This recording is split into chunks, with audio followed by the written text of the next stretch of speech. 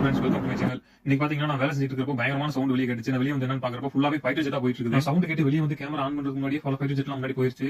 ஒரே நேரத்தில் இவ்வளவு ஃபைட்டர் ஜெட் போகணும் கண்டிப்பா ஏதோ ப்ராப்ளம் நினைச்சு தான் வேலைக்கு நான் போனேன். நான் வேலை செஞ்சுட்டு இருக்கப்போ பாத்தீங்கன்னா என்னோட பாக்கெட்ல இருந்த மொபைல் கண்டினியூஸா வைப்ரேட் ஆயிட்டே இருந்தது. நான் என்ன எடுத்து பாக்குறப்போ எமர்ஜென்சி அலர்ட் எக்ஸ்ட்ரீம் கோட் வந்திருக்கு. ஆரம்பிச்சு எமர்ஜென்சி அலர்ட் பாத்தீங்கன்னா எனக்கு மட்டும் வரல, இங்க இஸ்ரேல் இருக்கிற எல்லாரோட மொபைலுக்கும் வந்திருக்கு. சடனா எல்லாருக்குமே இந்த எமர்ஜென்சி அலர்ட் வந்த உடனே ஷாப்பிங் பண்ணிட்டு எல்லாருமே ரொம்ப பயந்துட்டாங்க. எமர்ஜென்சி அலர்ட் என்னன்றது டாப் செட்ல போட்டு நான் பார்த்தா உடனே இப்பவே சேஃப்டி வந்தவர்கள் எல்லாரும் போயிருக்கிற மாதிரி போட்டுருந்தது. அலர்ட் வந்த கொஞ்ச நேரத்துல பாத்தீங்கன்னா ஹெவியான மிசைல் அட்டாக் ஆரம்பிச்சிட்டாங்க.